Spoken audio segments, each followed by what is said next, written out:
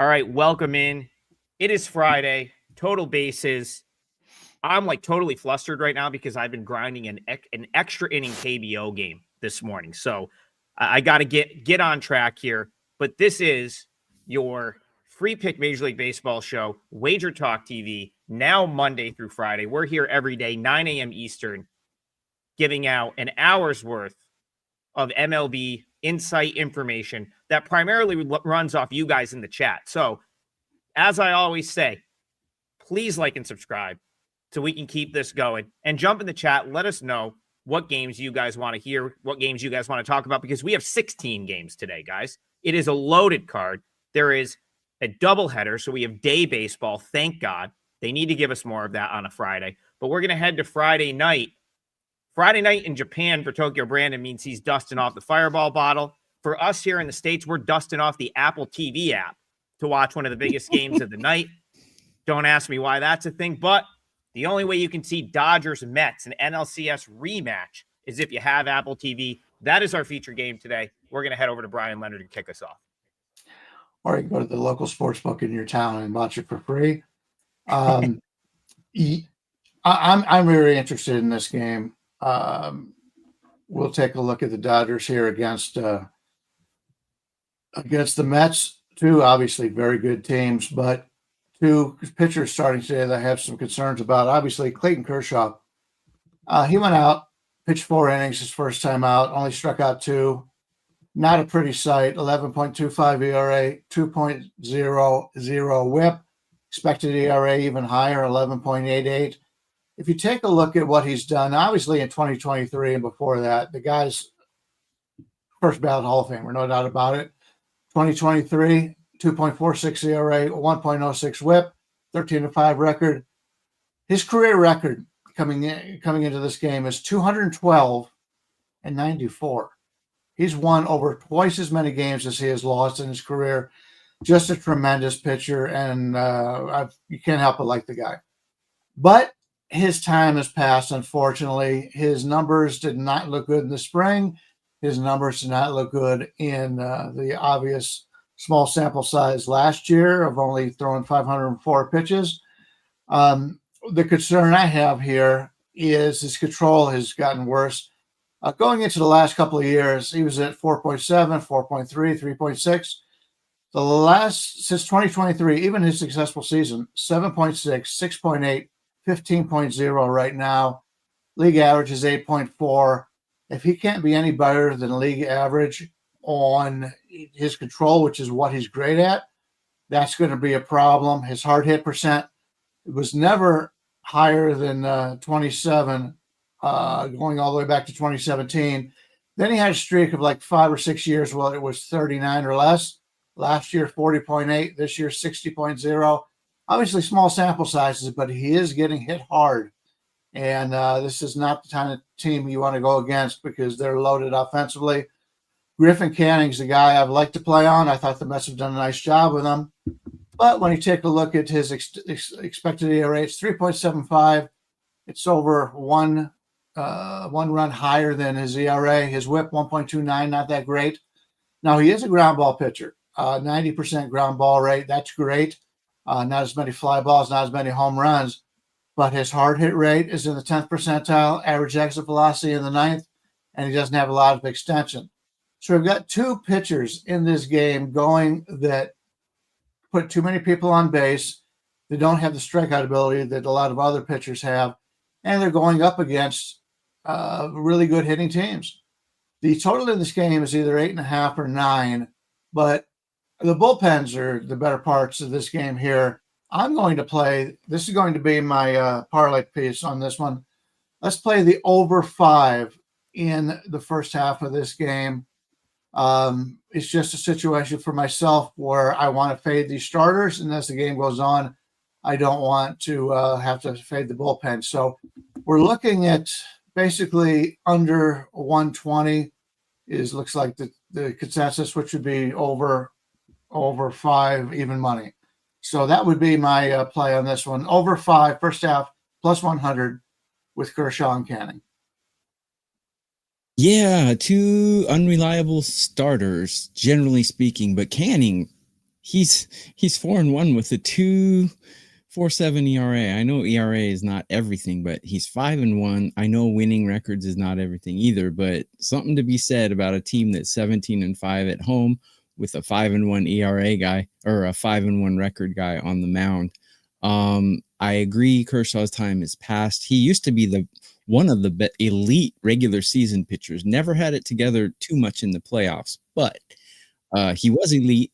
But age catches up with everyone, and as guys get older, they need to use their brain a little more to get guys out. The old Atlanta Braves pitchers, when they started aging, they were like that as well, and we're seeing it with other pitchers. But I don't think he's going to get it together this season. I think he's going to get tagged again. Fortunately for him, the Mets are slumping a bit in their hitting. Current form included, I have them ranked 27 out of 30 teams right now, where I have the Dodgers ranked 4th. So I totally agree with Bryan that the bullpens are the shiny parts of these teams. And if you are going to bet an over, you must do it in the first 5 and not full game. Kershaw has been bad. Canning has not been bad, but Canning's numbers against these Dodgers hitters, although it's a small sample size, only 22 at bats, no home runs, but a 318 average against and an 802 OPS against. So I would agree with an over in the first 5 here. I don't know if I'm going to bet it or not.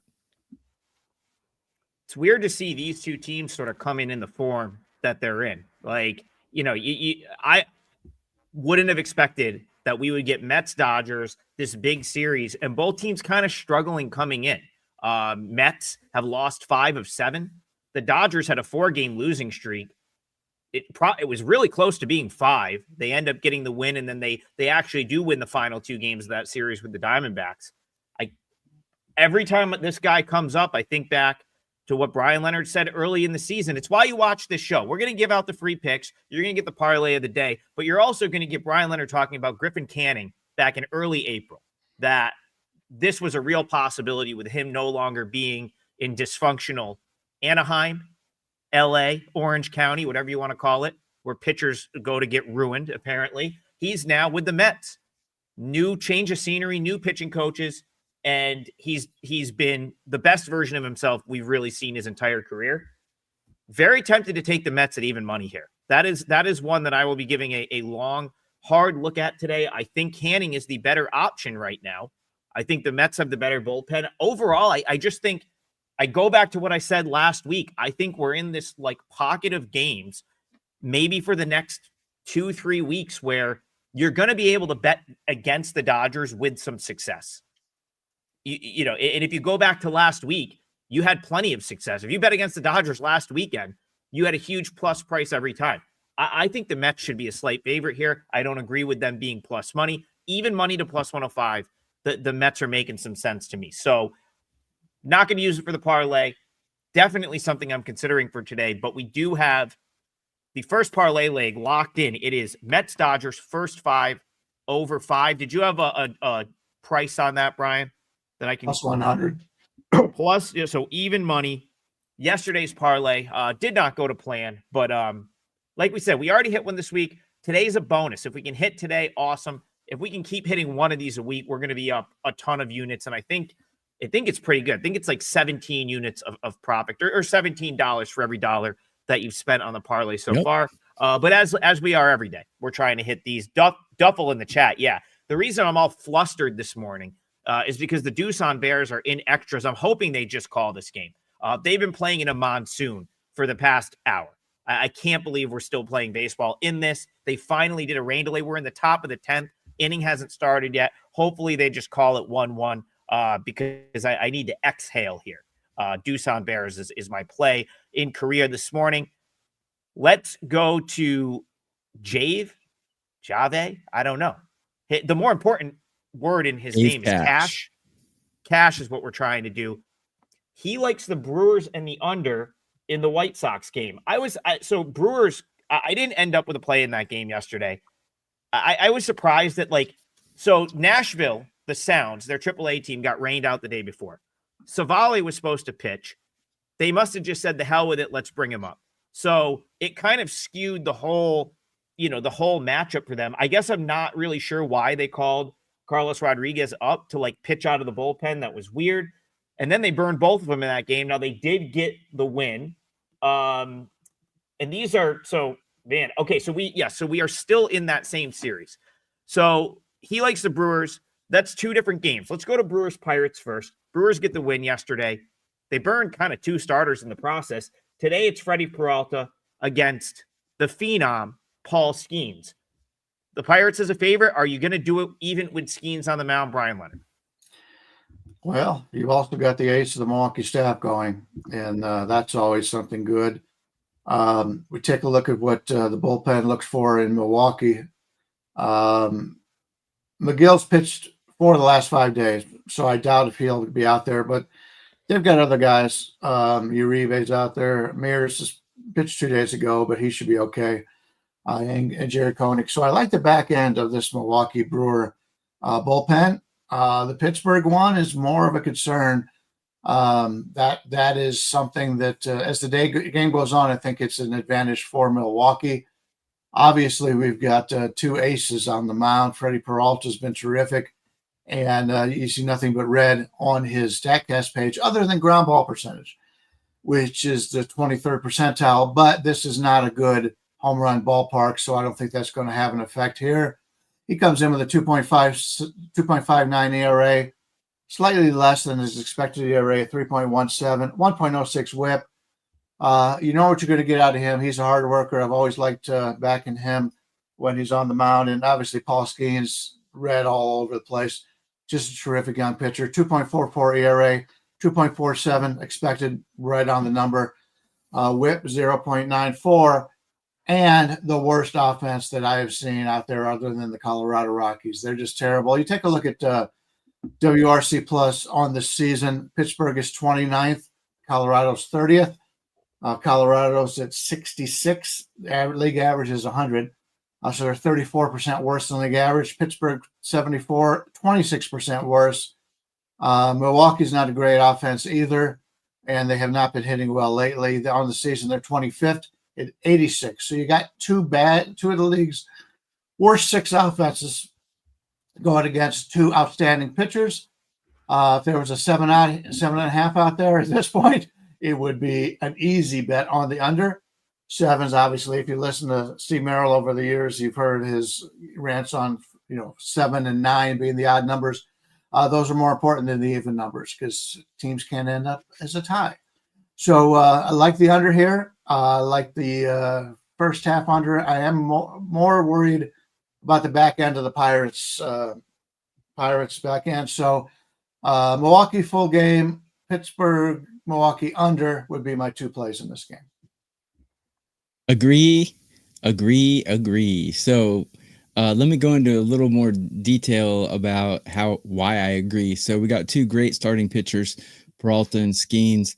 I curve my pitchers on a curve of 30, so I can compare them to bullpens and batting. I have Peralta ranked 9, Skeens ranked 4, so they're both top 1/3 of all of MLB pitchers. And batting, yes, I'm reading the chat. You guys are saying Pittsburgh's offense is absolutely pathetic. You are correct. They absolutely are pathetic. But they rank 28th out of 30. But the Brewers currently are ranking 26 out of 30. So they're actually both pretty pathetic, to be honest. I agree again with Bryan. We're going to have to disagree on something eventually. But yeah, Milwaukee's bullpen, much better than Pittsburgh's. Pittsburgh's bullpen, I have them ranked 21, where I have Milwaukee 10. So I don't want to mess with bullpens here. And the first 5 under, really, I mean, when you just look at this, that's just almost like an auto bet, right? If it's 3.5 or higher. I was surprised it was 3.5 because I thought it would be 3. It's 3.5. You can even alt it to 4 for -140. And I think that's a decent bet too. I think first 5 under, 2 pathetic lineups and 2 really great starting pitchers. I think that's the way to go. Yeah. So as I was sitting here listening to you guys, I sort of answered my own question. They brought up Savale and they used, even though Carlos Rodriguez isn't really a bullpen guy, they really needed both of them yesterday to save their bullpen, which was in rough shape after that extra inning game with the Orioles. So yesterday, Savali goes 4. Zestrani gets out of a jam. He barely pitched, just got like a kind of a key out. And then Rodriguez pretty much goes in the rest of the game. Miguel comes in to get the save. Brewers bullpen still very much intact. They're going to be pretty much full strength behind Peralta today, at least mostly. They have enough good arms behind him. A guy that's probably going to give him 6 or 7 anyway. And then, of course, you have Paul Skeens, who very, a lot of the time he's getting you the 7th, 8th, maybe he even gets you, the majority of the game. So that 7 isn't the best value, but going off of like what you guys are saying, the under makes a whole lot of sense here. Which one of these offenses is having the breakout in this game? Yeah. So even if, let's say even one of them does. Neither. 5-1, 5-1, 4-1, probably more something like 3-1 or 3-2 is the type of game I'm seeing here. Yeah, the chances of both. Yeah, it's a great point. One guy has a bad day. It happens. Webb got palmed the other day, one of the best pitchers in baseball. And then Bobby comes out and pitches the game of his life yesterday. So it happens. These guys have the talent. But yeah, you're right. For both of it to happen, the odds are pretty low. Yeah, I mean, listen, it's baseball. We see something new every day. Anything can happen. I'm pretty confident that this isn't going to be an 8-6 game. I just don't see it with these two teams, these two pitchers, the arms that are going to be behind them. I'll call it I don't know who's winning. I probably won't have action here. I'm going to call it 4-1 either way. So I would take, if you're looking for a total, I'm fine with the under 7. 7.5 would be a dream. I don't think you're going to get that here. But I'm going to say 5-1 Brewers, and I'm going to put my name on it. Are you making that your parlay leg? No, is the question. I'm not going to make an exact score my parlay leg, but I will. No, I didn't know if you held a payback. Yeah, no, I didn't. I didn't know if you were gjumping in to give your pro. There's no rush. We're here for another 45 minutes. Yeah, under 3.5. But I don't know what the odds are for that. I'll check it while you. I just had it up here. Hold on. TB, sorry about that, I need you to clarify what you're doing. So under 3.5. What are you making it a leg? First half? Yeah, it's a leg. Pittsburgh, Milwaukee, under 3.5. First 5. Yeah. All right. So Pirates, Brewers, minus 110. Under from minus 20 to minus 30, 25. Seriously? Minus 125. Wow. So we're cruising right along here. It is 18 minutes into the show. It'd be a little more kind number than that. Okay. Well, the whole game is 7. Yeah, that's true. You got 2 studs on the mound. I'm taking it. No one's doing you any favors with those 2 on the mound, but very well could be like a 1-0 game. I mean, I wouldn't be surprised to see that. So we have 2. We've talked about 2 games. Yes, we've got 2 legs of the total bases. Show parlay locked in. That's Mets Dodgers first 5 over 5. Pirates Brewers first 5 under 3.5. And then I've got 45 minutes to come up with a leg on my own. I see the chat popping off about the Padres. That was disappointing. I somehow managed to battle back to a winning day. I ended up with Nationals plus 1.5. And then the Oklahoma City Comets came through for your boy for a 2-1 day yesterday. But man, was that Padres game disappointing. Initially ruined the parlay. And man, they're just this team is going through it right now. They come back to tie in the 9th. They take the lead in the 10th, obviously leading by 1 in extra innings with the Mickey Mouse rules that we have in Major League Baseball. Doesn't mean anything, but they do. And then they come and lead in the 11th and they get walked off. And I can't find the comment in the chat, but someone said, yeah, why did they not just ride Suarez for another inning? Now, I understand he did throw a lot of pitches in the inning that he pitched, but he hadn't pitched in 8 days. So maybe they're looking ahead and they're like, well, we don't want to burn him for the Braves series. I'm with the person in the chat. I didn't think Estrada was the right move there at all. When I saw him come in, I was like, oh, we're probably cooked here. Splitter that does nothing over the plate for a triple, and the game is basically over. The Padres are reeling. And like I said yesterday, they needed that one because now they're heading to Atlanta and they are going to face big boys all weekend. Tonight, It's Chris Sale, but the Padres have a big guy of their own on the mound, and Nick Pivetta. What do you make of the Padres right now, Brian Leonard? I watched that game. I didn't have a problem with them taking him out. Like you said, he's a little bit rusty. I believe he walked the first two batters he faced, or he really struggled. It wasn't a clean inning. It wasn't a clean inning. He's finally got it back together.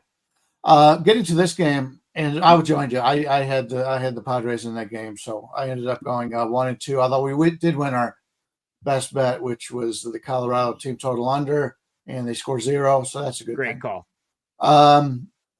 Nick Pivetta, I like Nick Pivetta. I've always been a big fan of his, but he is a guy who is a fly ball pitcher. His ground ball percentage is in the 9th percentile, barrel rate in the 9th percentile. So when he's getting hit on fly balls. And that is my concern here at Atlanta. It's not a terrific home run hitter, a home run park, but it's better than what they see out there in the West and National League West. So this does not fit him very well from a standpoint of a park situation. Chris Sale, he struggled early in the season's first couple starts, but now he has just been fantastic as of late. Comes in with a 3.62 ERA, but as expected is 3.35, 1.35 WHIP, which is not expected. His not walking guys. His walk percentage is only 6.3%. In his career is 5.5, so he's giving up some hits. Barrel rate only in the 27th percentile, ground ball rate 34th percentile. So both guys have the ability or lack of ability to get the double plays and force players to hit the ball on the ground. So we got two aces, but the situation here would lean towards an over. We're coming in with a total of 7.5, 8. It opened 8 minus 120. Just about everybody has 7.5 here. Somewhat lean to the over here, although the San Diego offense has not been doing very well. So rather than force anything, I'll just hit this one out. Tokyo Brandon, before you get going, I know you're a big current form guy. I think the Padres with runners in scoring position right now are something like 1 for their last 40. Yeah. 1 for their last 39. The Padres with runners in scoring position broke an 0 for 37 yesterday, I believe. And they're still like, it was just one hit. They're still like 1 for 40 with runners in scoring position. So that's very, I know very Kiwoom-ish of them. I had KT tonight, by the way, so I was pretty happy about that. There you go. But yeah, what do you make of that? Being as though I know you sort of weight current form like heavy when you're looking at hitting. Because I know these guys are so streaky. So I do rate current form about 60% of my caps. So yes, current form, I have the Padres ranked quite low in hitting. I have them ranked 20 right now. So yes, and they are the opposite of clutch. They are anti-clutch right now. So I got the Braves ranked 6th in hitting. So quite a big discrepancy there. Both bullpens performing poorly. San Diego's is performing even more poorly though. And I have Sale ranked quite a bit higher than Pivetta. Although his whip is not good, his expected ERA is fairly good. Better than Pivetta. I agree with Brian. Pivetta can get in trouble in parks where the ball can carry. So my numbers really like the Braves here, but I might just do it because man, the Padres stink. I've ridden with the Padres 2 days in a row now and got burned both times. And I went against my mantra that you ride the streak until it kills you. I went against it because the number was so good. Like, Brian told me, no, you don't ride the streak if the number's good. And actually he's right. So Padres plus 135. How can you take such a talented how can you not take such a talented team plus 135? But I got burned. So I think I'm going against them today. And watch, I'll probably get burned again. But the Padres are 11-13 on the road. Braves are 15-7 at home. They're a really good home team. And Sale is just dynamite. So I might go with the Braves here. Minus 165 is tough. So I might think of a way to do it. Maybe the Braves team total, since the Padres bullpen is performing so Yeah, and they did use some bullpen arms yesterday. We said like that was a big reason I liked them yesterday was what they had the bullpen guys, but then you get into an 11-inning game. Suarez in a very high stress inning. They pretty much used their big guys. Still lost that game. My numbers actually love the Padres, but I'm not going to do it because I do think like we talked about yesterday. I thought that was the perfect setup for them. The way they had their bullpen in that game. Up against Bowden Francis, that's the type of guy I think you can break out against. They couldn't do it. And then once you get to the point where it's like 1 for 30 with runners in scoring position, I think it's just more of a mental thing. Guys are up there saying like, well, I've got to be the guy instead of just going up there and going through the normal progressions of having a good at bat, trying to not do too much and put the ball in play and see what happens. It's like, well, I've got to get this hit. Like I have to get a hit here because it's 2 outs, a guy at second, and like we can't score any runs. I think that's like a tough thing. I don't know that that's a profile you necessarily want to bet on. So even though the price is very, very appealing, plus money with the Padres, I'll be out for that reason. Brian, were you going to follow up something there? I couldn't. No, but if you're done, I just want to make a little comment. Yep. Jabroni asked, can we talk about Norm of Cheers, who passed away, George Wendt?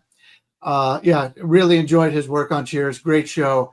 But it was interesting that I was watching another show the other day, and Fox and Friends sent in to Kirstie Alley's agent that they wanted to have her on the show for 3 to 5 minutes to talk about George Wendt. Unfortunately, Kirstie Alley died a few years ago. So not a good look from Fox and Friends on that. And it just tells you everybody makes mistakes, and that's a national show. And so we make mistakes, they make mistakes. It happens. People aren't perfect. Kirstie Alley was a freaking babe on that show. She was hot, yeah. She got a little plump later on. She got a little plump later on, but she was a babe on that show. Yeah. I actually don't know if you were like Kirstie Alley. I don't know if offhand I would have known. Or I would have remembered she passed away. But yeah, like if you're a net, there's a lot of people anymore. I'm not that young.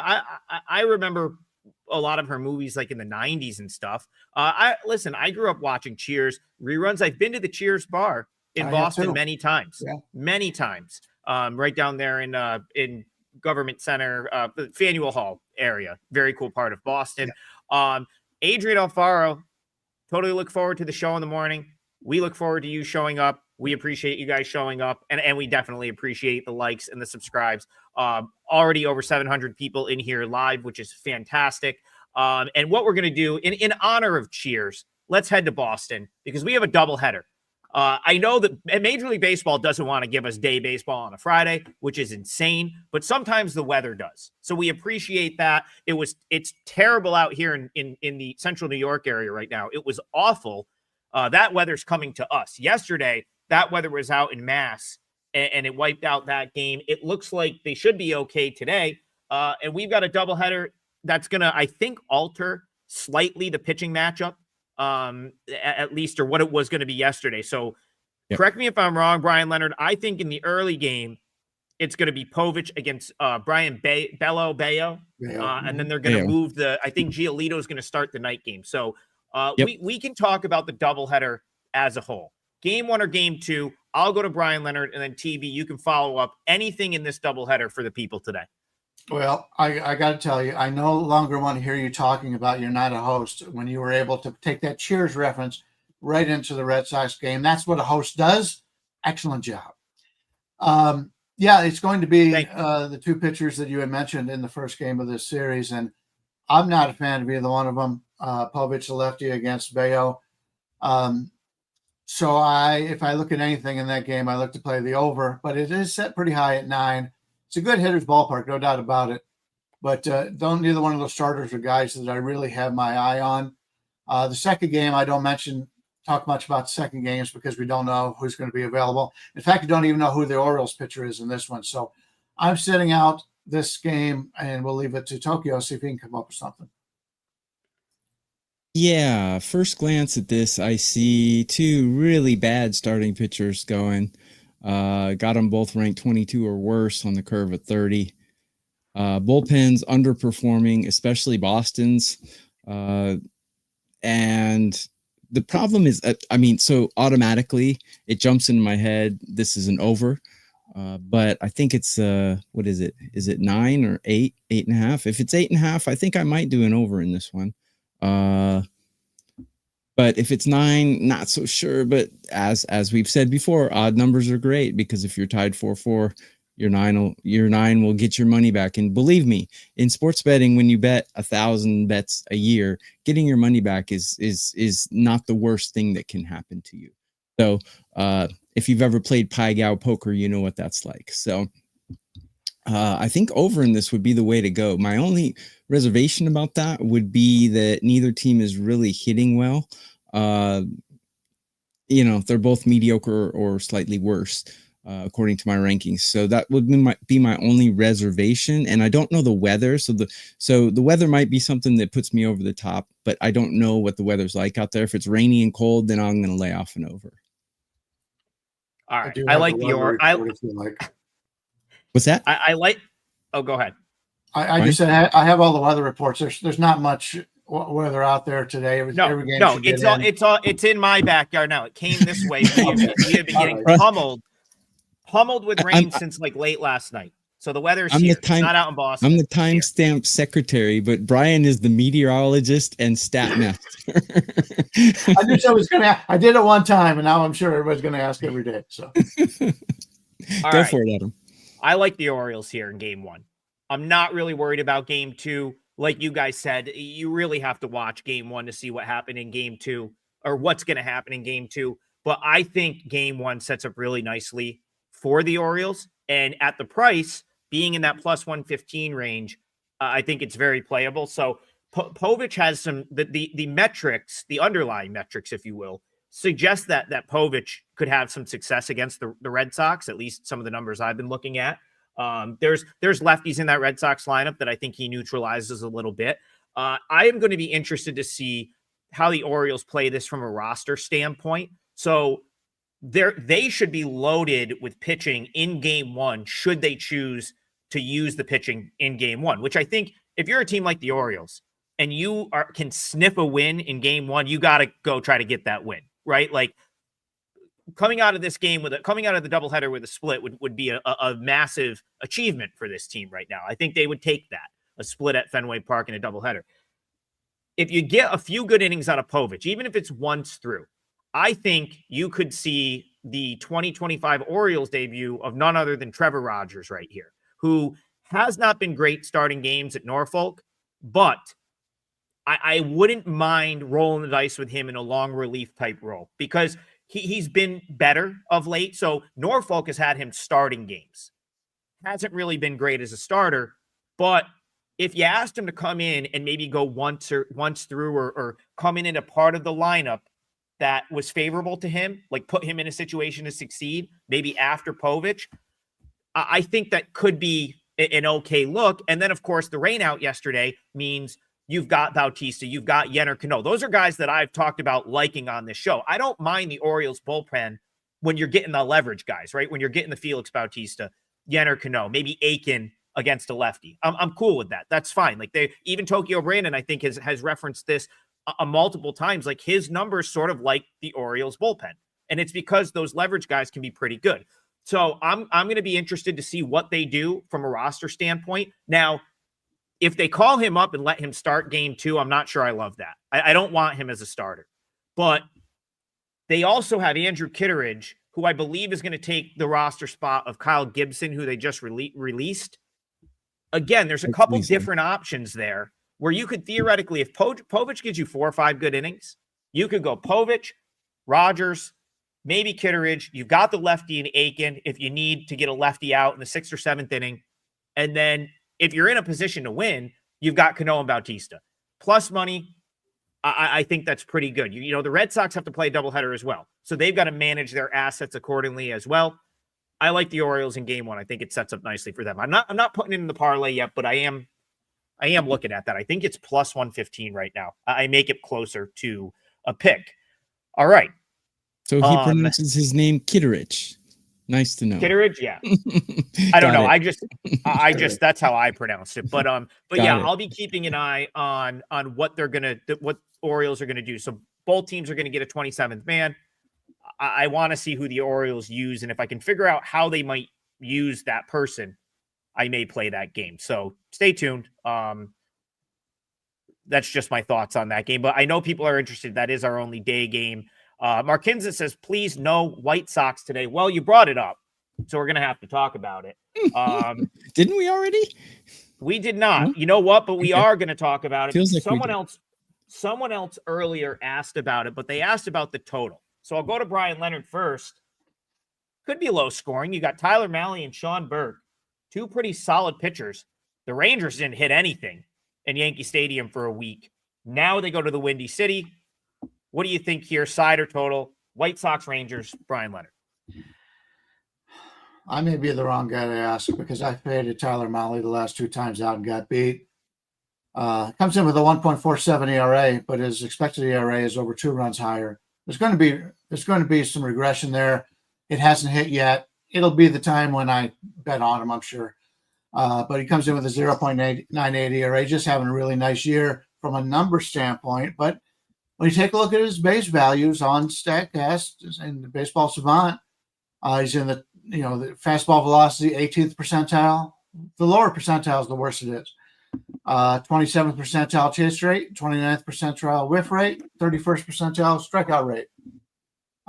So he's a guy that is not dominating, but he's beginning very lucky. And those are the kind of guys I've been taught in this business to fade. The wise guys overnight, that's what they do. They fade those guys. It hasn't worked out for us. That's the problem. And we're going against Sean Burke here, 4.69 ERA, 6.55 expected ERA, 1.52 whip. He's been getting lucky in my regard. The only thing he does well, average exit velocity, 74th percentile, extension in the 91st. But his strikeout percentage, 8th percentile, walk 12th, barrel rate 16th, expected ERA 5th. He's a guy that we could fade. So we have 2 guys here that should be faded. And I don't know if it's going to work here, but that would put me at odds on the over in this one. The line is 8. You can get 8 anywhere at minus like 115. That would be the only way to look at this one, is fading those 2 starters either in the first half or the game. But I've gotten beat up by Mahle enough already, so I don't play that myself. All right. Finally, we disagree on something. This is good. Not a big disagreement, but I think both of these teams, or shall I say, to avoid a double negative, neither of these teams are hitting well at all. Texas ranked 24 and Chicago White Sox ranked 27. 2 horrible bullpens, but we can remove the bullpens when we take first fives. I like Mahle better than Bryan does. Burke, I think Burke's not as bad as his numbers are, and I think the Texas Rangers bats are just ice cold. And I found a nice little thingy here. It's on Pinnacle though. I'm looking at Pinnacle. I don't know if it's on DraftKings, but team total first half Rangers 2.5 seems a little high for me.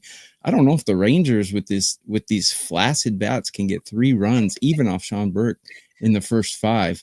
So I think that would be the way to go here. I haven't bet it yet, but I would go that way. I think. I've been doing like shows my use of the word flaccid. I was going to say that. Listen, I've been doing shows with Tokyo Brandon for 5 years.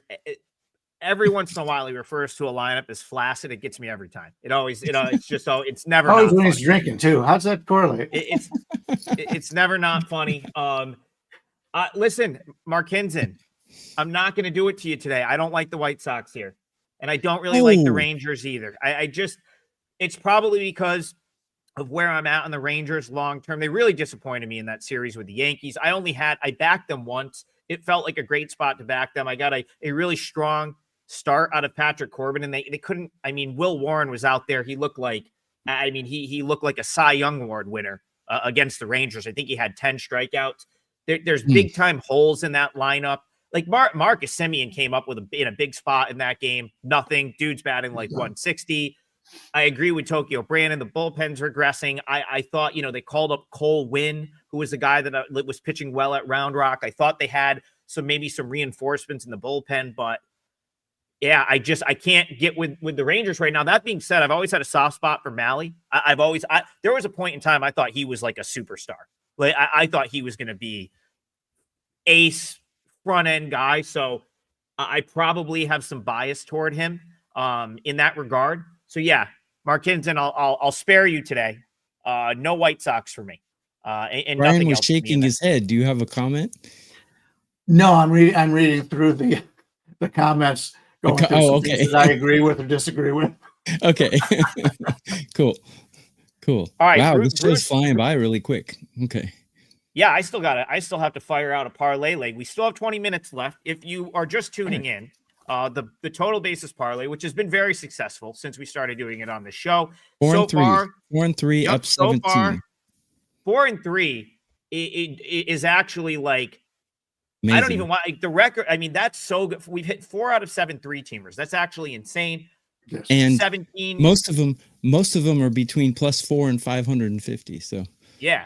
They've all been like at least the only one that was lower than like 4 or 5 to 1 odds was the one that we had a push in.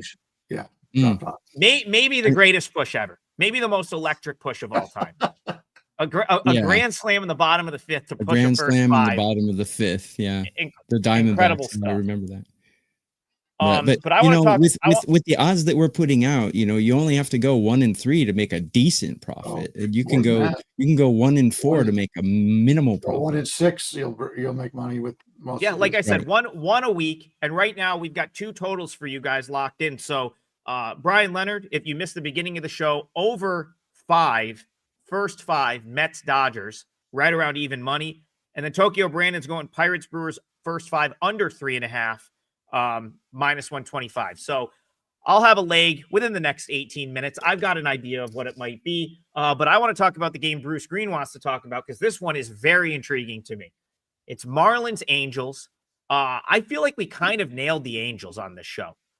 Talking about the A's, maybe like not being in the spot where you wanted to sort of jump in with them. Horrible prices that whole series, and the Angels just smacked them around. The Angels are on some kind of tear right now, cashing tickets. You're probably retiring if you've been backing the Angels since the Dodgers series, right, Bryan? And you might be retiring at this point if you've just played them every day at plus money. But now they're a favorite. So what do we do here? Well, I don't want to back them in this number. This is a crazy number if you ask me. They're sitting there. They opened at 145. I can see that. Now it's getting bet up. It's not the craziest number we've seen on the board. There's other games that have really moved. Kansas City, Minnesota. Well, I'm sure we'll talk about that before it goes. But I don't want to bet on Kikuchi. He's looking better than he has in the past. But Miami's been decent against lefties. They're actually better against lefties than righties. Alcantara is struggling coming back from surgery. A lot of these guys have. We've seen it just last night with the Mariners starter. A lot of guys, your first few starts, you're going to struggle. But he's starting to come around a little bit here. Not a Kikuchi fan. I prefer the Miami side, although I doubt I'll get there. It's going up, but it may not get to where I want. I see a plus 140 at one offshore. That may get me interested, but other than that, it's probably a pass for me. Yeah, Kikuchi, not a guy I really want to back. We've mentioned this on shows before, but since he's gone to the Angels, they have kind of poisoned his talent. And Alcantara, he gets a lot more credit from the books than he deserves. He's not the guy he was 3 years ago, because he was lights out back then. He's not now. I don't know what's changed, whether it's age or his mechanics or what. Batting wise, agree with Bryan that the Marlins are not a bad hitting team. They're slightly above mediocre, but the Angels have been crushing the ball. But the Angels have a horrible bullpen. So when you have a team that crushes the ball with a horrible bullpen, that always means over. The only thing is, can the other team contribute? Well, Kikuchi is rated pretty low, and Miami bats are not bad at all. Miami's bullpen is not bad, not great in current form. And the number's 8. seems a little low to me, but you can alt it to 7.5 and still get minus 130. I think that's a decent bet if your book lets you alt game totals. Over 7.5. I can't see this game not being over 7.5 runs here. So that would be how I would go. I haven't done it yet though. Yeah, I don't disagree with that. I think this will get to 8 for sure. Like that's probably from a totals perspective, this would be one of my stronger total leans of the day. The Angels might get there by themselves. Angels might get to 8. So TV, that's kind of how I break this game down. I look at this game and I say, you know what? Last couple starts for Alcantara, he's been a little bit better. He's going about 5 innings. I feel like, that's what he's kind of been lately. Going 5, give up 3 or 4, maybe give up 4 or 5. But like, I think if he does that here, the Marlins are going to be in this game. I think if he can go 5 innings, only maybe give up like 4 runs, the Marlins are going to have their chances. The Marlins' chances are probably going to be late in this game. Like, I wouldn't be surprised if Kikuchi kind of ran through the lineup once and shut them down maybe first time through. But I do think the Marlins are going to hit. And the Angels have, part of winning 6 games in a row or however many games they've won in a row and in the fashion that they've won, they have burned through a bullpen that really isn't that good. So there is a bullpen implosion coming at some point for the Angels. Could it be here? Yeah, I don't see why not. Later innings, especially if Kikuchi doesn't give him a ton of length if he's out 5th or 6th inning. So I kind of look at this like Marlins plus 140 is insane value. You get to like the 5th, 6th inning, 3-3, 4-4, and then you've got the Marlins at a plus price. That's very appealing. But also, if you get to the 6th inning, 4-4, you've basically already cashed the over. So Marlins and over here for me. I don't know if either will make my client card, but certainly has appeal. Marlins and over. Okay, let's continue on. Let's see. There's still a bunch of games to talk about. I want to just grab one from the chat because I saw like a whole bunch, and I want to make sure we're hitting. Well, let's go to that game because I know Brian's got an opinion there. So Brian, I'm going to go right to you. Let's talk some Royals right now. Okay. Kansas City's in Minnesota. This game opened up, according to the website, oddslogic.com, our website at WagerTalk. Opened up at 160, payback 135. Now I'm seeing all the way up at the circuit here in Vegas is at 196 and get as much as 175. So a lot of money has come in on Minnesota here. There hasn't been a change in the starter for Kansas City or Minnesota. It's Cameron against Lopez. Cameron, a young lefty. I like to play young lefties in the league. Their team is not doesn't see lefties as often, and they normally have a little bit of an edge here. I'm trying to figure out why Kansas City would not be a value in this game at that price. I know they're not playing the greatest ball right now, and Minnesota's been very hot. But when you take a look at that Minnesota offense, they've still got guys that are playing over their heads, guys that should be on the bench. They're still not fully healthy, especially from a pitching staff standpoint. I think there's value here with Kansas City. I hate to be against the line move that's moving like that, as if somebody knows something that I don't. But at this number, from a strict number standpoint, I have to think Kansas City has value, but I don't know if I'll get there.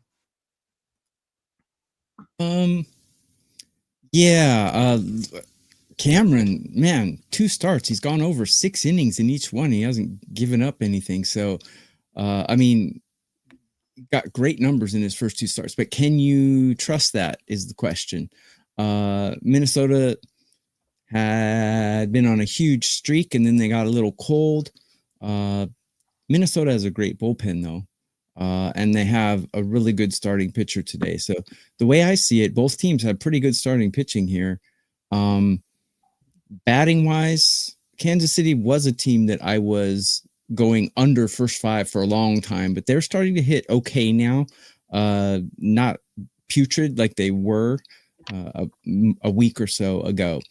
But both pitchers, I really like both of these pitchers, but the thing is, can you trust Cameron to have another good game against Minnesota, who was clubbing the ball up to about 3 days ago?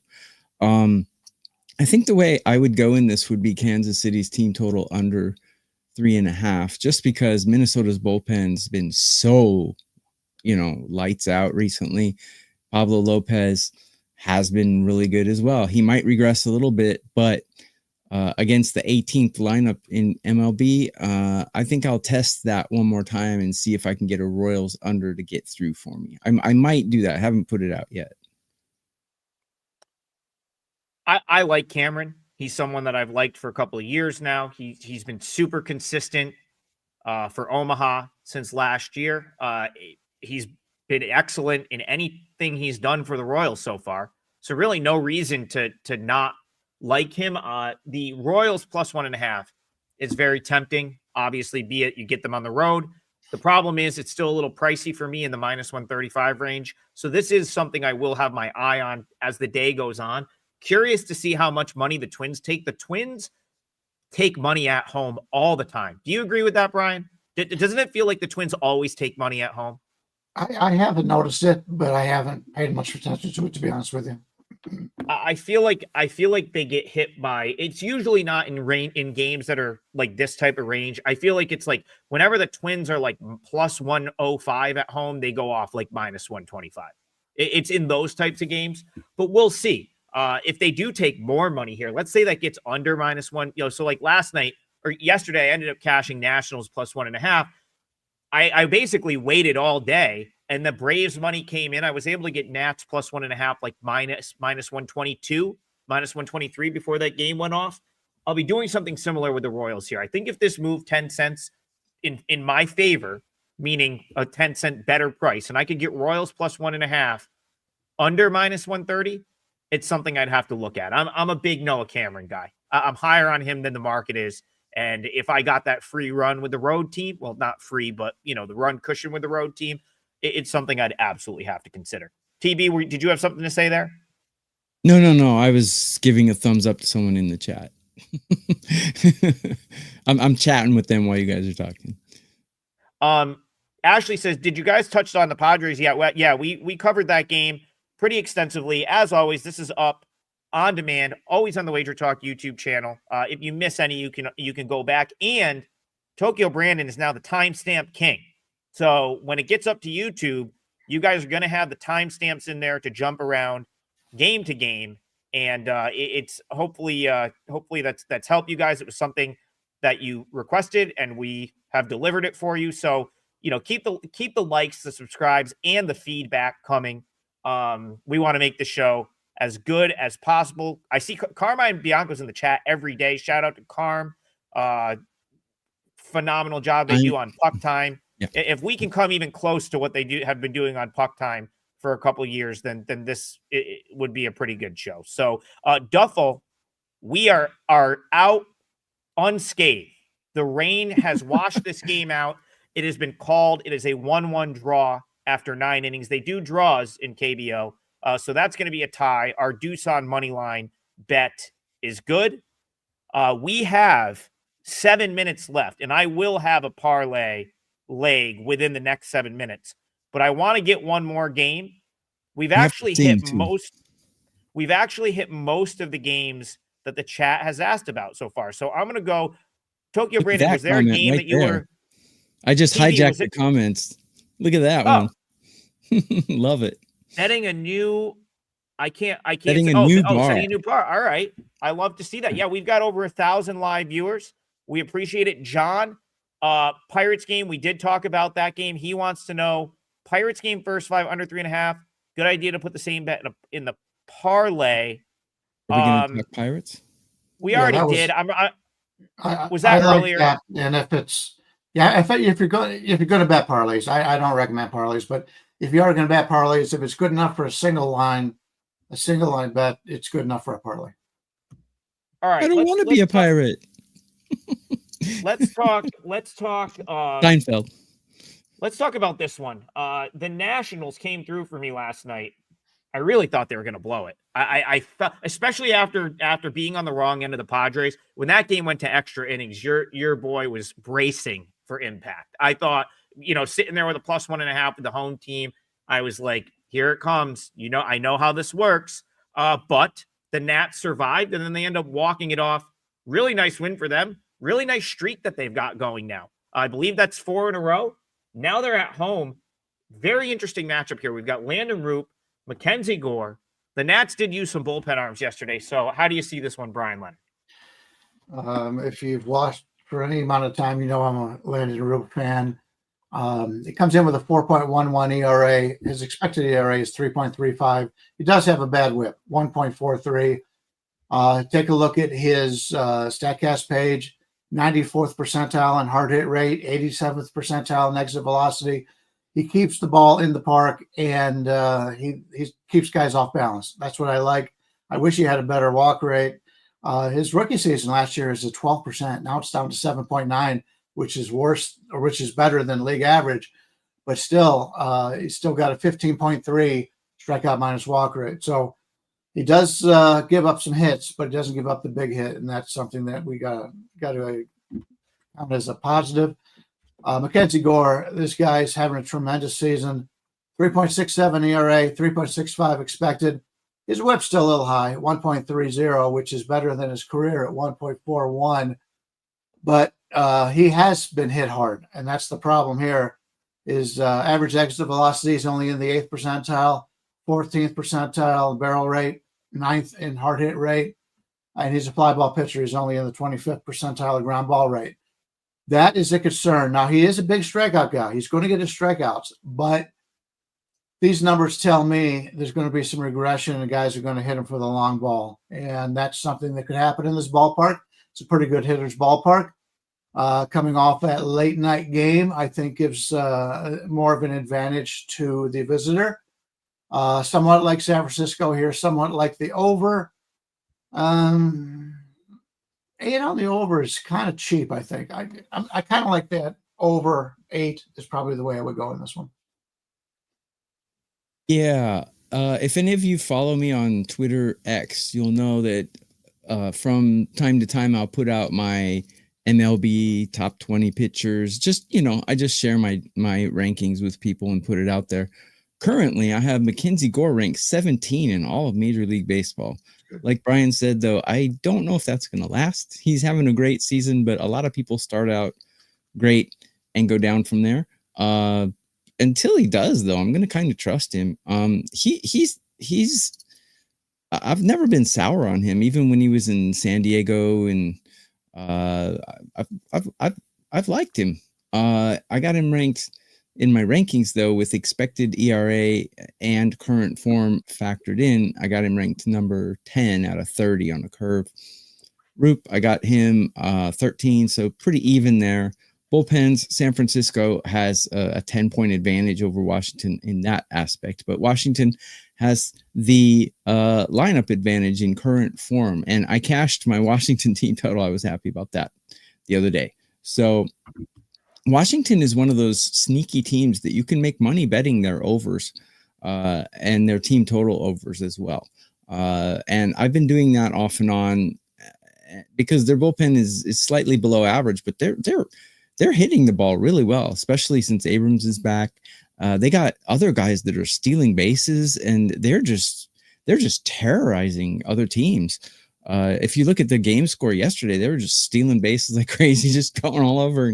And I like Washington's team total over, perhaps, but I wouldn't disagree with Bryan's over as well. I think over's the way to go here. Yeah, I'll be giving a long, hard look to the Giants today. That may make my card. I too have really liked Landon Roop. But more importantly, the Nats used a lot of bullpen last night. Williams was out early. They went to Brad Lord. They ended up having to go dig further into the bullpen because Finnegan blew a save. And that's one thing I've talked about the Nationals, which actually goes to, like maybe more of like a full game overlook. But to your point, TB, their bullpen doesn't have any depth. So when they use Lopez, Lord, Finnegan, Ferrer, I think threw an inning last night. If they use all those guys the same day, they're going to have to bang out some runs to win games. Like after a day like that, you're probably not winning a 3-2 type game with the Nationals. You know who does win 3-2 type games though is the Giants. They win a lot of close games like that. And so I don't really love the total here for that reason. I could see the Giants coming in and maybe holding down this offense. But I do think the Giants score a little bit. So that's what I need to dig into a little bit further. But it is one I'm giving a look to today. All right, we're going to do this. I'm giving out a client play on the show because we didn't really give out anything today. So if you want to look for some, I will have something up for sale later today. I know the other guys here, TB and Brian Leonard, will have sale plays. So just head on over to our place. Check that out if you feel so inclined. I'm going to try to make up for Padres yesterday. 4% play for me. Baltimore Orioles, game 1 of the doubleheader. It is also my parlay leg. I see that total bases show steam coming in. That line's on the move. I just locked it in at plus 106. I think it was like plus 116 when I got on the show, but that's all right. Any plus money will do. Brian Leonard, can you give me a consensus sort of price for the parlay? Okay. What's your part of the parlay again? It's going to be Orioles game 1 of the doubleheader. Orioles game 1, the Povich-Bello game. Yep. You're looking to play the Orioles? Looking to play the Orioles. Anywhere from plus 102 to plus 110. Looks like a 106 is probably the consensus. Yep. So 106 is the consensus that our site, the WagerTalk site, does a consensus look at like a whole bunch of books. And so that's typically what we give out. They have 106 as well. So nice to see that the software is working properly. And also some plus money in the parlay. We'll juice this thing up. So we have, I'm going to read it one more time. And if you go back to the beginning of the show or probably like the middle of the show, I gave a pretty good breakdown here. I trust what the Orioles are going to do with their 27th man. I think they're going to get a guy that they can use in long relief behind Povich. They also already added Kitteridge to the roster. So I really like how the pitching sets up in game 1 for the Orioles. And I think they can generate some offense off of Bayo. But for the longer version, head back and that is in the show replay, which Tokyo Brandon will timestamp. Parlay, final time for the parlay, plus 641 odds today. We have Baltimore Orioles game 1. So I'm going to try to ruin this thing before it even starts. 1:30 p.m. Eastern. If we can survive the day game at Fenway Park, we go to Pirates Brewers under 3.5, minus 125. That's Tokyo Brandon's leg. And then Brian Leonard on Mets Dodgers, first 5, over 5. But I feel pretty good about this Orioles call. I think we're going to get through the day game, be live to a couple first 5 overs, try to end the week with another parlay win. That's plus 641. Over 1,000 of you guys in here in the live chat. That's incredible. We really appreciate you guys tuning in. As always, this show will be up on demand on the WagerTalk YouTube channel. Head over there, give us those likes, subscribes. Let's run this show up. I want to be doing this 5 days a week, right through October, right through those first playoff games while we still have a bunch of games to talk about. Hope everyone has a great weekend. I know TB's weekend's already started over there. He's having a good one. He's got his fireball. He's ready to go. But yeah, appreciate you guys tuning in. Let's have a great weekend. Let's win today, and we'll see you guys Monday morning.